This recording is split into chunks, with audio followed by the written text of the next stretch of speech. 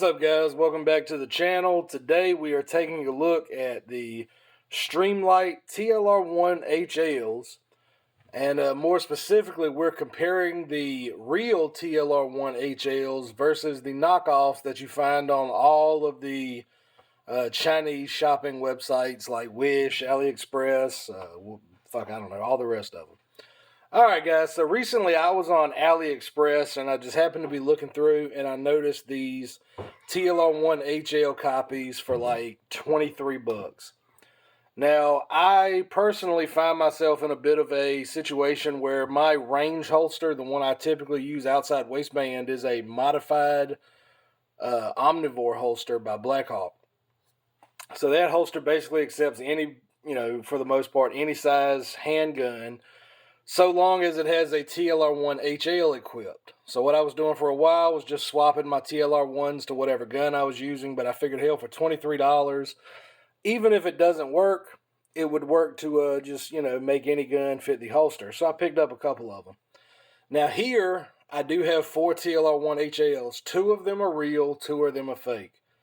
I don't know if you guys have been able to spot the fakes, but I'll go ahead and take a moment here to show you all of them up close, see if you can really identify which one is fake and which one isn't.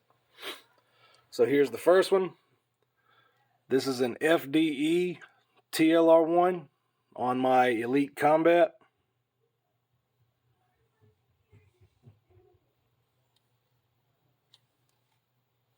Okay. The second one is a black one on the full-size PSA Dagger.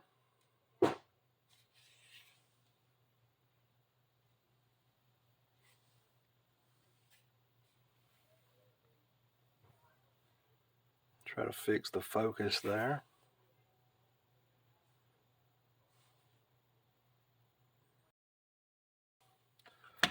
The next one is another full-size on the PSA Rock 5.7.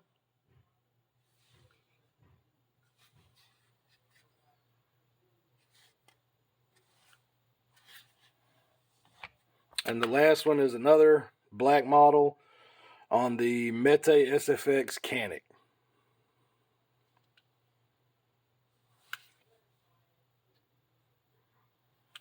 Alright, so honestly guys, can you spot the fakes? I'll go ahead and tell you which ones are fake now. It is these two here on both of the PSA pistols. Both of the Canics have real TLR-1 HLs. So I bought them. They are identical in size. The main downside for each of them, I guess the main thing you notice that separates them from a real one, is on the real one, the activation switches are very smooth and easy to actuate. On the knockoffs, they're noticeably stiffer. And then I don't know if you noticed there, that shouldn't be strobing. Okay, so here's the other downside. Now, this particular one I had on a different gun for about 200 rounds, and it was working fine. And then all of a sudden, that started happening. So now it is in a scary movie mode, as I call it. Every so often it cuts off. You got to smack the damn thing around to get it working. So that's going to be the biggest downside, is obviously they look right, they fit the holster well. And for that reason, I'm keeping them on here for now, because these are just secondary guns for me. These are not anything I primarily carry. So I don't really rely on the light other than to make it fit the holster and add a little weight to the front end of the pistol, just, to make it a little better shooting. This one on the 5.7 is working pretty well so far. This one hasn't run into the issue yet where it cuts itself off, but I fully expect it to. Especially if I had it on a gun that recoiled a little harder than the 5.7. Both of these TLR-1s that are real, I have had for quite some time. I've had both of these for a few years now. Gone through several sets of batteries on each, and I've never had a single issue out of either of the real ones. But the fake ones are 23 bucks for a reason. They're not reliable. You cut it on, smack it, it goes off.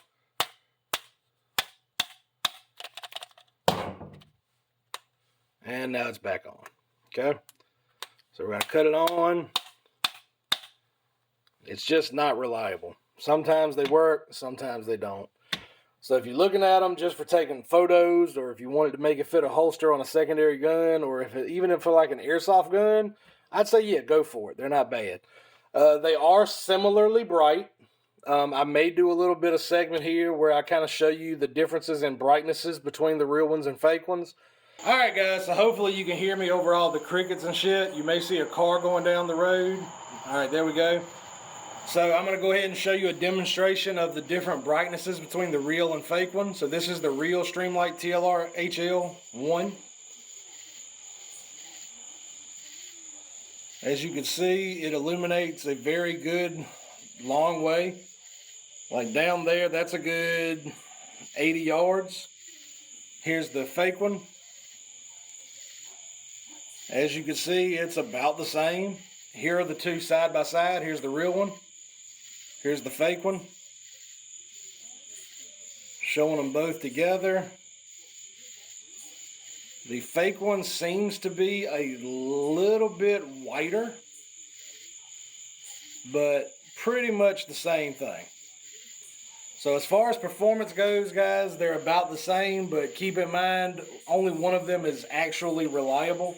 They are very similar in how bright they are. The hot spots are about the same. You really can't tell a difference light-wise between the fake one and the real one. The real big difference is that this one has had thousands of rounds through it. This one has had thousands of rounds through it. They still work flawlessly. This one has started having problems at about 250 rounds. This one, so far, still working well, but it's only been on a 5.7. So I would not trust the TLR-1 HL for anything serious use. I would trust the real one. I would not trust the Chinese copies, which is kind of the way I feel about most of the Chinese knockoff gun accessories. If you're just doing it to play around, I don't know. I'd still just say avoid it. I've got these. They were $20, and it allows me to put these guns in a holster that I use pretty regularly. For that reason, I'm okay with it. But if you're buying it with the intention of using it as it's designed as a flashlight, I would say don't waste your money. Just save up a little bit and get the real TLR-1. Save yourself a lot of headache. Alright, guys, so I appreciate you taking the time to check out this video. See you guys next time. Peace out.